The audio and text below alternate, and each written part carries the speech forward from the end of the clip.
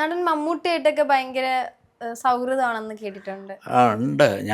ആദ്യം ഞാൻ ചെയ്യുന്ന മമ്മൂക്കയുടെ കൂടെ ഞാൻ ചെയ്തത് സിനിമ സത്യനന്ദിക്കാടിൻ്റെ ഉം.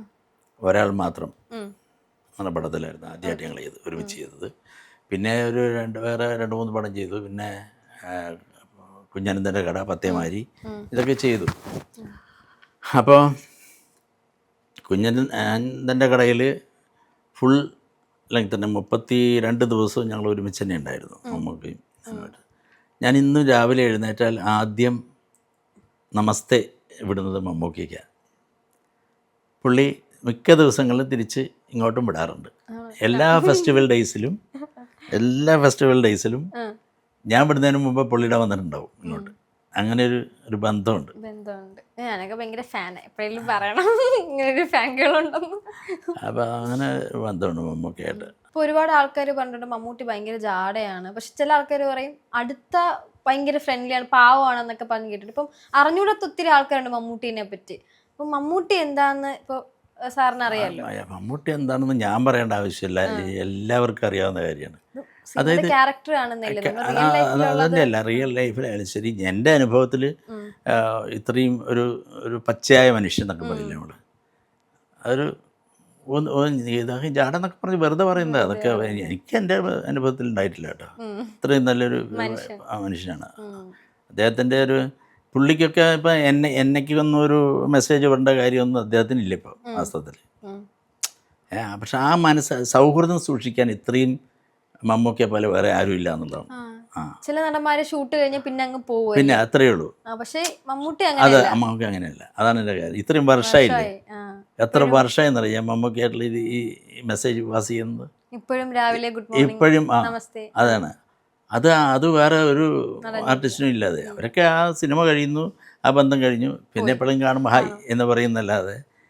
ഞാൻ മമ്മൂക്കയുടെ പ്രത്യേകത അതാണ്, സൗഹൃദം സൂക്ഷിക്കുന്നൊരു വലിയ മനുഷ്യനാണ് അദ്ദേഹം.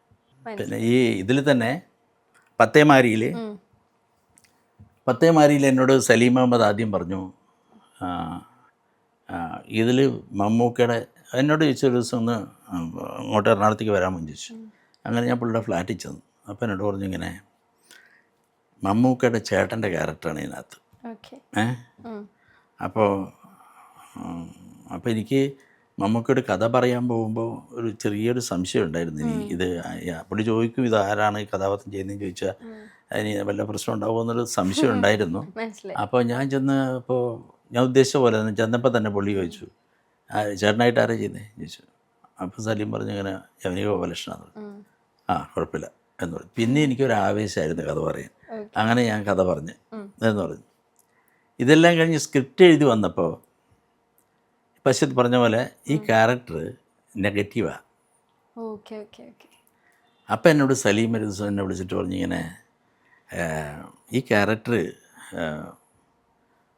നെഗറ്റീവാണ്, അത് നിങ്ങൾ ചെയ്താൽ ജനം ഉൾക്കൊള്ളുമോ എന്ന് എനിക്കൊരു പേടിയുണ്ട്. എനിക്ക് വിരോധമില്ല, നിങ്ങളിപ്പോൾ ഏത് ചെയ്താലും കുഴപ്പമില്ല, അതല്ലെങ്കിൽ വേറെ കഥാപാത്രം ചെയ്താൽ മതി എന്ന് ചോദിച്ചു. ഞാൻ സലീമിന് അങ്ങനെ ഒരു സംശയം ഉണ്ടെങ്കിൽ വേണ്ട, വേറെ കഥാപാത്രം ചെയ്യാം എന്ന്. അങ്ങനെ ഞാൻ അതിനകത്ത് വേറൊരു കഥാപാത്രം ചെയ്തത് ഈ പത്തേമാരിയിൽ.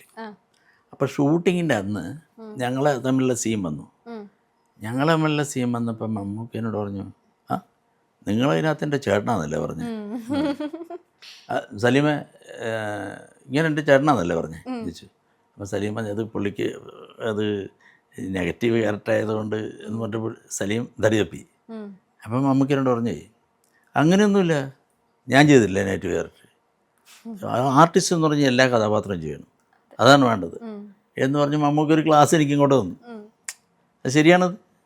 പക്ഷെ ഞാൻ മാറിയത് അതുകൊണ്ടല്ല, സലീമിൻ്റെ പ്രശ്നമാണ് മാറിയതാണ്. പറ്റില്ല. അപ്പം അത്രയും എല്ലാ കാര്യങ്ങളിലും പുള്ളി ശ്രദ്ധിക്കുന്നുണ്ടെന്നുള്ളതാണ് മമ്മൂക്കയുള്ള ഒരു പ്രത്യേകത.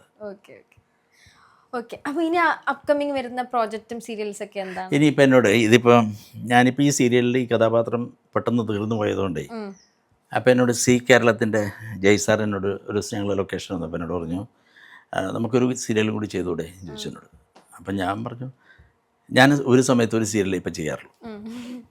പണ്ടിങ്ങനെ ഓടി നടന്ന് ചെയ്തിട്ടുണ്ടെങ്കിലും ഇപ്പോൾ ഒരു സീരിയലേ ചെയ്തു. വേറൊന്നും കൊണ്ടല്ല, മറ്റുള്ളവർക്ക് ഞാൻ കാരണം ബുദ്ധിമുട്ടുണ്ടാവരുതെന്ന് കരുതി മാത്രമാണ്.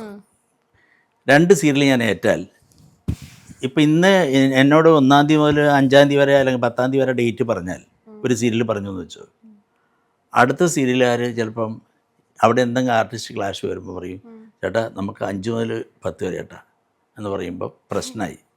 മനസ്സിലായി. ഇതിന് ടെൻഷൻ അനുഭവിക്കുന്ന ആർട്ടിസ്റ്റാണ്. അപ്പോൾ ആ ഒരു ബുദ്ധിമുട്ട് വേണ്ടാന്ന് എഴുതിയിട്ട് ഞാനൊരു തീരുമാനം എടുത്തു. ഇനി ഒരു സമയത്ത് ഒരു സീരിയൽ മാത്രം ചെയ്യാം, അത് മതി. നമുക്ക് വലിയ കോടീശ്വരനാവണമെന്ന് താല്പര്യമൊന്നുമില്ല. നമുക്ക് ഈ പറഞ്ഞ ആർത്തിയൊന്നുമില്ല. നമുക്ക് കിട്ടുന്നതുകൊണ്ട് ഭംഗിയായിട്ട് ജീവിച്ചു പോകാൻ അത്രയേ ഉള്ളൂ.